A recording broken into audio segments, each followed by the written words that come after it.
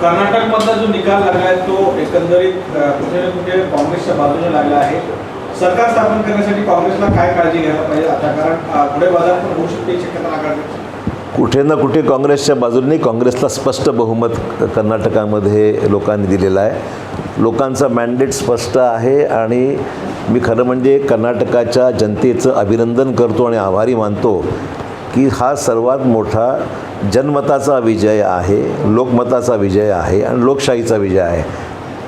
आणि या विजयामध्ये ज्यांनी खूप मोठे परिश्रम घेतले, मल्लिकार्जुन खरगे काँग्रेस अध्यक्ष, श्रीमती सोनिया गांधी तब्येत बरी नसतानासुद्धा त्या ठिकाणी आल्या, श्री राहुल गांधी, श्री DK शिवकुमार, श्री सिद्धरामय्याजी, हे प्रमुख जे काही काँग्रेसचे नेतृत्व राहिलेलं आहे, या सर्वांनी त्या इलेक्शनच्या जो काम असतं त्याच्यात झोकून दिलं स्वतःला आणि कर्नाटकामध्ये यश मिळवण्यामध्ये सर्वांचा सिंहाचा वाटा आहे. त्याचबरोबर महाराष्ट्रातले सुद्धा आमचे अनेक सहकारी कर्नाटकामध्ये विशेषतः बेळगाव जो मराठी स्पीकिंग बेल्ट आहे तिथेही जाऊन आलेले आहेत.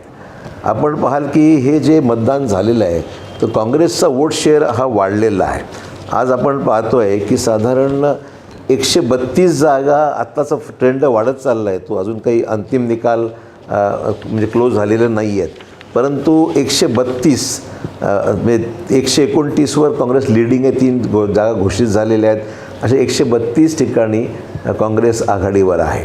भाजप केवळ 66वर आहे, JDS 22वर आणि इतर अपक्ष वरून 4 आहे. असं जर पाहिलं तर काँग्रेसला म्हणजे काँग्रेसच्या जागा म्हणजे भाजपपेक्षा दुपटीने काँग्रेसच्या जागा या ठिकाणी आपल्याला दिसत आहेत. दुसरं महत्त्वाची बाब अशी आहे की काँग्रेसचा जो वोट शेअर आहे पर्सेंटेज, जो मागच्या इलेक्शनच्या तुलनेमध्ये मागच्या वेळेस 38% होता, यावेळेस 43%वर काँग्रेसचा वोट शेअर गेलेला आहे पर्सेंटेजमध्ये. भाजपचा वोट शेअर 36 म्हणजे 36.35 होता मागच्या वेळेस, तो फक्त 36वर आहे. म्हणजे भाजपच्या वोट शेअरमध्ये काही बढोतरी किंवा वाढ झालेली नाही आहे, तर काँग्रेसचा वोट शेअर हा 43%वर जाऊन आलेला आहे. त्यामुळे एकतर सर्व थरातल्या लोकांचा फार मोठा पाठिंबा हा काँग्रेस पक्षाला मिळाला आहे, उघडच आहे. आणि भाजपनी अनेक पद्धतीने त्या ठिकाणी पोलरायझेशनचं राजकारण करण्याचा प्रयत्न केला. जातीयता त्याच्या पसरून पोलरायझेशन करून, ध्रुवीकरण करून, तुष्टीकरण करून त्या ठिकाणी मताचं विभाजन कसं गाठता येईल. आणि ज्यावेळेस त्यांना लक्षात आलं की विकासाच्या मुद्द्यावर ते फार सपशेल मागे पडलेले आहेत, फार वाईट पद्धतीने ते एक्सपोज झालेले आहेत. आणि आता मग शेवटचा हत्यार म्हणून देवधर्म अशा प्रकारचे विषय शेवटी आणण्याचा प्रयत्न झाला. परंतु देवधर्म हे व्यक्तिगत आस्थेचे विषय आहेत आणि राजकारणाचे विषय होऊ शकत नाहीत, हे कर्नाटकाच्या लोकांनी सिद्ध करून दाखवलेलं आहे. त्यामुळे हा एक इलेक्शनचा महत्त्वाचा मुद्दा आहे. आणि काँग्रेसच्या लोककल्याणकारी योजना ज्या जाहीरनाम्यामध्ये काँग्रेसनी दिलेल्या आहेत त्या सगळ्या योजनांचा सुद्धा लोकांनी त्याला प्रतिसाद दिलेला आहे. काँग्रेसनी सांगितलं आहे मॅनिफेस्टोमध्ये की आम्ही या घोषणापत्रामध्ये ज्या गोष्टीच्या लोककल्याणकारी योजनांचा उल्लेख केला आहे त्याची अंमलबजावणी आम्ही एका वर्षभराच्या आत ही लागू करू, अशा प्रकारचं एक पक्कं आश्वासन आणि अंमलबजावणीचा कालावधीसुद्धा त्याच्यामध्ये स्पष्ट काँग्रेसने केलेला आहे. आपण पाहत आहे की रोजगार, महागाई, सुरक्षा, शांतता, विकास हे जनतेसमोरचे महत्त्वाचे प्रश्न होते. म्हणजे भाजप ह्या विषयावर काही अधिक बोलू शकले नाहीत.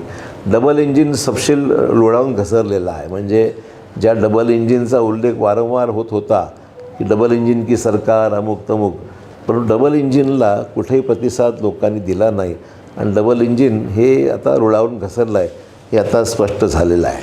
त्यामुळे ज्याला म्हणतो की ऊपरवाले की लाठी जब चलती है तो आवाज़ नहीं निकलता है, वैसे ही स्थिती हो गई है की एवढ्या मोठ्या प्रमाणावर अनएक्सपेक्ट मी तर म्हणेन की पोलचे जे एक्झिट पोलमध्ये जे काही आकडे दिले त्याच्यापेक्षाही जास्त जागा या काँग्रेसला अनेक एजन्सीजनी त्याच्यामध्ये आपलं ओपिनियन दिलं होतं, पण मग ते सुद्धा क्रॉस कदाचित होईल असं वाटतं आहे.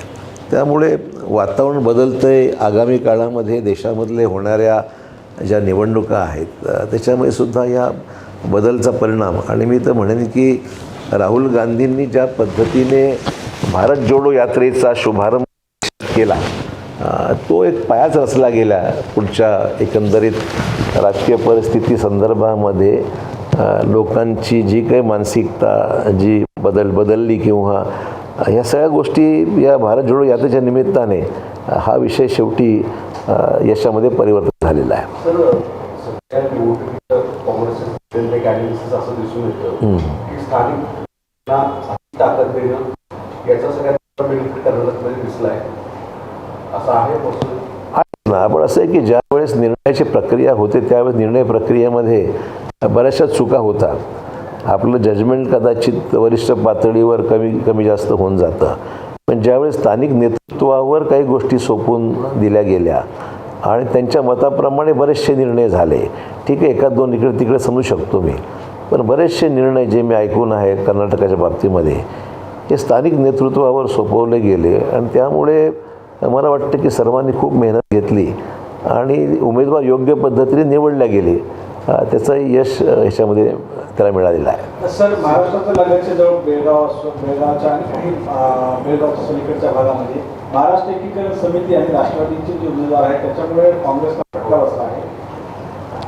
मला तो आता ॲनालिसिस जाऊन काही डिटेल मी केलेलं नाही आहे, पण जनरल जे मी पाहतो आहे की महाराष्ट्र एकीकरण समिती एकेकाळी बऱ्यापैकी मतं घ्यायची, पण यावेळेस मात्र महाराष्ट्र एकीकरण समितीने मतं फार कमी घेतली आणि त्याचा परिणाम असा झाला की त्यातलं त्यांना मानणारा जो काही वर्ग असेल तो काँग्रेसला मिळण्याच्या ऐवजी तो भाजपकडे गेल्याचं चित्र हे थोडंफार दिसतं आहे आणि त्यामुळे कदाचित MES जर अधिक मतं घेऊ शकलं असतं तर भाजपला फायदा झाला नसता असं आम्हाला वाटतं. आपण बघू शकतो की सिद्धरामय्या असतील किंवा शिवकुमार यांच्यात अंतर पक्षासाठी काम केलं त्यानंतर असं दिसतंय की म्हणून काँग्रेसला असा का मोठा विजय मिळवता आला. महाराष्ट्रात अशी परिस्थिती आता कधी नाही, महाराष्ट्रात तशी परिस्थिती नाहीच आहे. तुम्ही म्हणजे तशी काही परिस्थिती महाराष्ट्रामध्ये निर्माण झालेली नाही आहे. महाराष्ट्रामध्ये काँग्रेसला पोषक वातावरण आहे आणि सगळ्या विषयाचं आकलन करून जर आणि तिन्ही पक्ष जे आहेत आघाडीमध्ये शिवसेना उद्धव ठाकरेजींची आणि राष्ट्रवादी काँग्रेस या तिघांचं जर व्यवस्थितपणे सर्व निर्णय प्रक्रिया जर विचारविनिमय करून जर झाली तर मला महाराष्ट्रामध्ये सुद्धा महाविकास आघाडीला चांगलं यश मिळू शकेल असं माझं स्वतःचं मत आहे.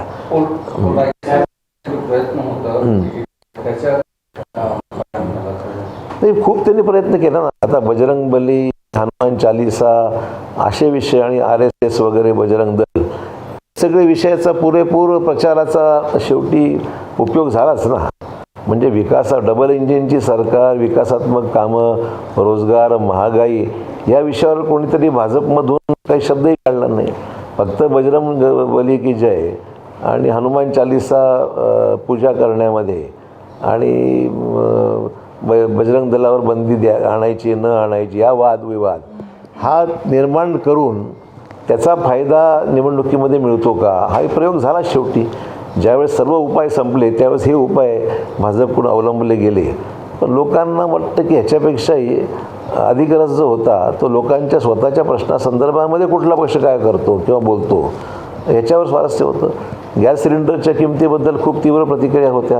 काँग्रेसच्या जाहीरनाम्यामध्ये 5 निर्णय महिलांच्या बाबतीमध्ये, मग ते बसनी परिवहन विभागाच्या बसेसमध्ये विनामूल्य प्रवास हा त्यातला एक महत्त्वाचा विषय होता.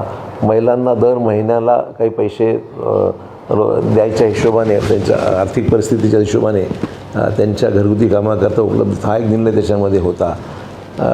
बेरोजगार युवकांना सुद्धा भत्ता देण्याच्या बाबतीमध्ये काही निर्णय होता. असे 4-5 निर्णय हे महिलांच्या बाबतीमध्ये सुद्धा जे घेतले गेले त्यामुळे महिलांची जी मतदानाची टक्केवारी आहे ती यावेळेस वोटिंग जास्त झालेलं आहे असंही चित्र हे निदर्शनास येत आहे. काँग्रेसचे आमदारला सगळे बेंगलोरमध्ये जमू लागलेले आहेत. काँग्रेसचे आमदार हळूहळू बेंगलोरमध्ये जमण्याचं त्यांना सांगितलं आहे. तिकडून कमलनाथ पण निघाल्याची माहिती घेतली. ऑपरेशन लोटसची पुन्हा एकदा भीती असं वाटतंय का की यातून काही भीती नाही, दक्षता, मागचा अनुभव लक्षात घ्या. दक्षता घ्यावीच लागेल ना. या देशामध्ये काही घडू शकतं असे वातावरण गेल्या 5-7 वर्ष अनुभवलं आहे. मध्य प्रदेशमध्ये तेच घडलं, गोव्यामध्ये तेच घडलं आणि कर्नाटकामध्ये सुद्धा तेच आलेलं सरकार पाडलं गेलं. त्यामुळे मागचे अनुभव लक्षात घेता पुन्हा त्याची पुनरावृत्ती होऊ नये ही दक्षता घेणं आवश्यकच आहे. लोकांचा मॅन्डेट आपल्या बाजूने असताना अशा भानगडी होऊ नये याकरता पूर्ण दक्षता घेण्याचं काम काँग्रेस श्रेष्ठींनी अवलंबलं आहे आणि ते योग्यच आहे असं माझं म्हणणं आहे. पंतप्रधान निकाल नरेंद्र मोदी पाहता यांनी कुठेतरी ज्याप्रमाणे देशभरातील हवा बदलते का आणि कारणयुक्त निकाल पाहता देशभरातील हवा बदलते का आणि मोदींची क्रेज कुठेतरी कमी होत चालली असं वाटतंय का? असं आहे की तोच इलेक्शनचा प्रचार डबल इंजिनच्या बाबतीमधले होणारं प्रचार आणि ज्या पद्धतीने आपण पाहत आहे राहुल गांधींची एकतर खासदारकी रद्द करण्याच्या बाबतीमध्ये झालेला निर्णय, त्यांच्या एका दिवसामध्ये घर खाली करा म्हणून आलेली नोटीस, लोकांना अशा पद्धतीचं टोकाचं राजकारण लोकांना आवडत नाही.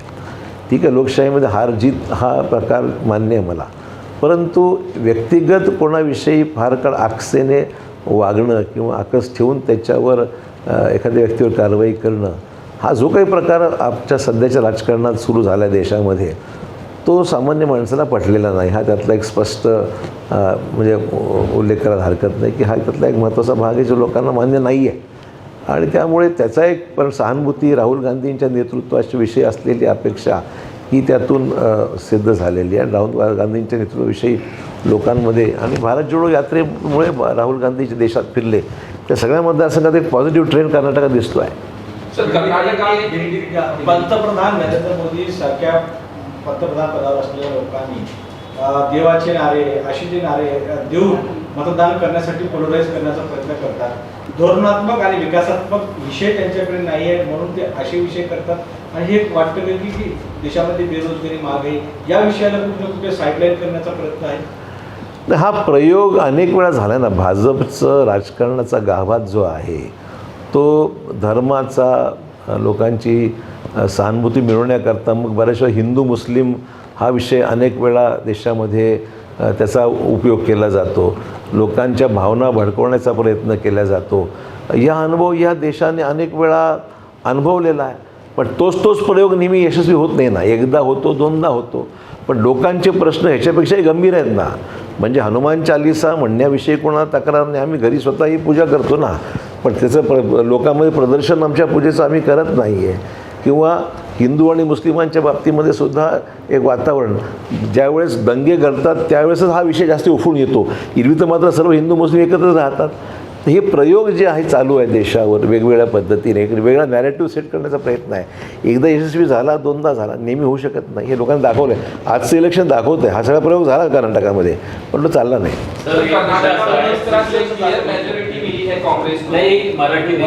पृथ्वीराज चव्हाण यांनी असं म्हटलंय की पृथ्वीराज चव्हाण यांनी असं म्हटलंय की केंद्रीय नेतृत्वाने आता राज्यातल्या नेतृत्वावरती त्या पूर्ण जबाबदारी द्यावी जेणेकरून राज्यामध्ये राज्यातलेच नेते चालतात आणि केंद्रीय नेतृत्वाने फक्त मार्गदर्शन करावं. तुम्ही कसं बघता यावर? नाही, पृथ्वीराज चव्हाणांच्या वक्तव्यापेक्षा मला एवढंच म्हणायचं आहे की ज्यावेळेस राज्याचं नेतृत्व कमी पडतं त्यावेळेस केंद्राला हस्तक्षेप करण्याची गरज पडते. जर आपण व्यवस्थित निर्णय घेण्यास सक्षम असू तर केंद्र काही तुम्हाला हस्तक्षेप आत्ता पण मला आठवत नाही कधी केंद्राने केलेला फारसा. त्यामुळे माझं मत असं आहे की आपण सर्वांनी जर निर्णय प्रक्रिया जर व्यवस्थितपणे विचारपूर्वक निर्णय जर घेतले तर केंद्राला फारसं पाहायची गरज पडणार नाही आणि तो रिझल्ट द्यावा लागतो माणसाला. मुद्दा असा आहे की अनेक वेळा तुम्ही मागची प्रक्रिया जर बाहेर जवळून पाहिली तर अनेक वेळा रिझल्ट्स मिळत असताना काही वेळेस चांगले मिळाले रिझल्ट्स, पण रिझल्ट चांगले मिळाले तर मग काय पाहिजे गरज नाही ना. शेवटी अकाउंटेबिलिटी हा विषय आहे. पण तुम्हाला वाटतं आता या निकालानंतर तरी ज्या पद्धतीनं केंद्र सरकार वेगवेगळ्या संस्था वापरते, तपास संस्थांना DK शिवकुमार यांना तुरुंगात टाकलं होतं, तशाच पद्धतीनं महाविकास आघाडीच्या नेत्यांना तुरुंगात असं आहे की आता या सगळ्या आजच्या निकालाचं विश्लेषण, आत्मपरीक्षण, अभ्यास हे भाजप करेलच आणि त्याच्यातून जो बोध घ्यायचा त्यांनी घ्यावा. तर मी त्यात काय बोलतो. 1-2 निवडणुका झाल्या तर त्यामध्ये काँग्रेसला कुठेतरी फायदा असं दिसतंय तर त्रिशूलकू झाल्या तर वोट शेअर कमी होतो आणि मग तिथे मागे पडतं असं दिसते या निवडणुकांमध्ये पण असं. अनेक वेळा असंच नेहमीच असं होईल असं सांगता येत नाही. वेगवेगळे फॅक्टर्स आहेत, समीकरणं प्रत्येक राज्यातले वेगळे आहेत, मतदारसंघातले आणि विभाग वाईजसुद्धा समीकरणं वेगवेगळे आहेत. त्यामुळे असंच घडेल 1-to-1 असं सांगणं कठीण आहे. सर, खानापूर मतदारसंघामध्ये तुमच्या बाबतीचा पराभव झाला. तुमच्या भागांमध्ये जिथे मराठी बहुल भाग आहे समाजामध्ये गेलो होता, त्याचं मूळ कारण काय आहे? दुसरी गोष्ट की राष्ट्रवादी काँग्रेसने साधारणतः 8 ते 9 जागा तिथे काँग्रेसच्या विरोधात उमेदवार दिले गेले होते. याचा परिणाम काँग्रेसला फटका बसला का? मग एक तर खानापूर नेमकं काय झालं मला आज काही ॲनालिसिस माझ्यासमोर नाही आहे. जागा येण्यासारखी होती, मागच्या वेळेससुद्धा चांगल्या मताधिक्याने आली होती, यावेळेस का आली नाही हेचे विश्लेषण मी आज करू शकत नाही, कारण तिथली स्थानिक परिस्थिती नेमकं काय घडलं हे मला माहीत नाही आहे. परंतु अपेक्षा होती सीट येईल म्हणून, हा एक झाला एक विषय. आणि दुसरा विषय काय म्हणा तुम्ही? राष्ट्रवादीने काँग्रेसच्या ते विरोधात राष्ट्रवादीच्या खरं म्हणजे त्यांनी उमेदवार म्हणतो 8 का 9 ठिकाणी राष्ट्रवादीने उमेदवार उभे केले होते. आता ते आकडेवारी पाहिल्यावरच लक्षात येईल, कारण अजून डिटेल रिझल्ट्स काही कैंडिडेट वाइज समोर नहीं है. हिंदी में जानना चाहेंगे कि आज का जो परिणाम आया है, कांग्रेस जीत रही है कर्नाटक में, कैसे देखते हैं? इतनी सारे प्रचार सभाओं में कहीं पोलराइजेशन की दिक्कत हुई, कहीं एजेंसियों का इस्तेमाल हुआ, उसके बाद भी कांग्रेस की। मैंने कहा ना कि लगातार आप एक ही चीज़ को दवाई, जब एक ही दवाई आप बार बार दोगे तो उस दवाई का असर नहीं होता है. वैसे ही हो गया है. केंद्र सरकार ने जिस तरीके से जो भी चीज़ अपनाई और उस जिस तरीके से लोगों को डराकर चुनाव में इस्तेमाल किया, पॉलिटिकल इस्तेमाल किया, अब वो पूरा फैक्टर पूरा ना हो, चाहे वो दवाई का भी उस असर नहीं हो रहा है. यही दिखाई दिया इस चुनाव में. कितना कांग्रेस के जो एक्सपेक्टेशन कर रही थी वो उतना खरी उतरी है? स्थानीय जो स्तर पर जो भी निर्णय लिए गए या जो मैनिफेस्टो तैयार किए गए, उसका असर लोगों के बीच में दिखा? देखिए, चुनाव तो आने वाले पिछले सरकार की जो भी परफॉर्मेंस था, उस परफॉर्मेंस का इवैल्यूएशन तो हुआ है. तो पिछले 5 साल की बम्बई सरकार हो या उनके पहले की येडियुरप्पा जी की सरकार हो, उन सरकार के वक्त पे जो भी फैसले किए गए थे वो लोगों में एडमिनिस्ट्रेशन का टोटल फेलियर था. करप्शन के बारे में बहुत बड़े पैमाने पे शिकायतें लोगों ने की थी, और इसका पूरा असर आप देखोगे कि वेलफेयर स्कीम्स पे या एडमिनिस्ट्रेशन पे लोगों के तरफ, लोगों की ज़रूरतों की तरफ ध्यान तो बिल्कुल नहीं दिया गया. तो साफ नज़र आया. वरना इतना बड़ा फ़र्क आप देखोगे कि बीजेपी जो उम्मीद कर रही थी और जिसके बारे में बोलबाला था कि कैसे भी सूरत में बीजेपी, इतनी यंत्रणा लगी हुई थी, देश के सर्वोच्च नेता उसमें लगे हुए थे, इतना होने के बावजूद लोगों ने उनको फटकारा है, लोगों ने उनकी लीडरशिप एक्सेप्ट नहीं की है. तो आप समझ सकते लोगों में गुस्सा कितना बड़ा था इस पूरे चुनाव में, कि लोगों ने केंद्र और डबल इंजन की जो बात हो रही थी, केंद्र राज्य सरकार की डबल इंजन की बात हो रही थी, इसके बावजूद लोगों ने उनको ये किया है, रिजेक्ट किया है. सर, कांग्रेस का जो भारत जोड़ो यात्रा जो राहुल गांधी की थी, उसका क्या असर हुआ है, किस तरह से देखते हैं? और प्रधानमंत्री भी गए थे प्रचार के लिए, लेकिन रिजल्ट नहीं आया, क्या करें? राहुल गांधी जी की जो भारत जोड़ो यात्रा देश में शुरू हो गई, वो कर्नाटक में गई, मध्य प्रदेश में गई, महाराष्ट्र में भी आई है. और मैं समझता हूँ एक फाउंडेशन, ये पूरे चुनाव का फाउंडेशन ही उसी वक्त मैं समझाऊँगा डायरेक्टली इनडायरेक्टली रखा गया, कि जिसके वजह से लोगों ने राहुल जी को बड़े करीब से देखा, आजमाया, उनकी जो विचारधारा वो समझ के ली, और आम गरीब से गरीब और आम आदमी को राहुल जी से मिलने का मौका उस दरमियान लोगों को मिल गया. तो मैं समझता हूँ ये परिवर्तन में एक बेसिक जो फाउंडेशन है वो उसी वक्त वो रखा गया था जब यात्रा निकली. और जहाँ तक मैं जानता हूँ आज के परिणाम अगर हम आप लोगों ने ठीक से देखे, तो जहाँ जहाँ राहुल गांधी जी इस यात्रा के दौरान गए, उस सीटों पे पॉजिटिव इम्पैक्ट उसका निश्चित तौर पर हुआ है. जहाँ तक सवाल है कि देश के प्रधानमंत्री भी गए, होम मिनिस्टर भी गए, बाकी अन्य नेता भी, बड़े बड़े बीजेपी के नेता गए, उसको लोगों ने स्वीकार नहीं किया है. कांग्रेस ने ट्वीट किया है और कहा है कि बजरंग बली ने तोड़ दी जो भ्रष्टाचार की नदी थी, वहाँ पे तोड़ दिया. बजरंग बली का काफ़ी इस्तेमाल हुआ वहाँ पर. लेकिन अभी तो चुनाव हो गया है, उसका बजरंग बली का आशीर्वाद किसको मिल गया ये तो स्पष्ट हो गया है. जिस तरह से किया गया, बाकी सब बातें लेके आएंगे, तो कर्नाटक की जनता ने क्या इसको स्वीकार किया, किस तरह से क्या देखेंगे आप? कांग्रेस की जो वोट शेयर है उसमें बढ़ोतरी तो हुई है. अगर मैंने फिगर्स कुछ देखे कि पिछली बार कांग्रेस की जो वोटिंग पैटर्न था, उस वोटिंग पैटर्न में कांग्रेस को 38.14% वोट मिला था. इस बार कांग्रेस को 43% वोट शेयर कांग्रेस का रहा है. बीजेपी 36 पर ही रह चुकी, बड़ी नहीं, और कांग्रेस मतलब 38 से 43% पे कांग्रेस गई है. तो वोट शेयर तो बढ़ा ही है कांग्रेस का, स्वाभाविक है. ऑपरेशन क्या लगता है अपनाया जाएगा यहाँ पे, जी किस तरह से देख रहे हैं? ऑपरेशन ऑपरेशन लोटस की कोशिश बीजेपी करेगी क्या, और सतर्कता के तौर पर कांग्रेस के बड़े नेता खासकर कर्नाटक पहुंच रहे हैं? इतना पानी नहीं काट पाएंगे अभी। 60 जो सीट्स उनकी है 66, तो 66 से लेकर 132 इतना काटना ये पॉसिबल नहीं है। प्रिकॉशन तो लेना पड़ेगा, पर मुझे लगता नहीं उसमें कोई संभावना आज के दिन में। कांग्रेस अपनी ताकत पे ही इतने बलबूते पे 132 सीट अभी है, शायद और ट्रेंड बढ़ेगा, तो मुझे लगता नहीं अभी कोई पॉसिबिलिटी बची है कि वो इसमें कोई अलग राजनीतिक खेल करने का कोई प्रयास बीजेपी के लिए करना बड़ा महंगा पड़ेगा, कोई पॉसिबल ही नहीं है। महाराष्ट्र के सीमावर्ती इलाके में कांग्रेस का जो प्रदर्शन एक्सपेक्ट कर रहे हैं, क्या उतना हुआ या फिर उसमें कहीं ना कहीं कम? महाराष्ट्र के मैं समझ 18 सीटें हैं तुम्हारी, जो मराठ बेलगांव और वो सब एरिया जो है, मुझे बॉम्बे कर्नाटका जिसको कहते हैं हम लोग, वैसे 18 सीटें हैं। 18 में से मेरे ख्याल से 13-14 कुछ सीटें वहाँ पर, मेरे को एग्जैक्ट फिगर नहीं मेरे पास, पर सीटें वहाँ पर ठीक आई है। वहाँ पर एक्सपेक्टेड सीटें जो और भी आनी चाहिए थी, वहाँ पर MES की परफॉर्मेंस कम होने के कारण फ़ायदा बीजेपी को पहुँचा है। MES तो नीचे चले गई पर फ़ायदा बीजेपी को हुआ, कांग्रेस को नहीं हुआ। सर, एक आता एक नवीन विषय आहे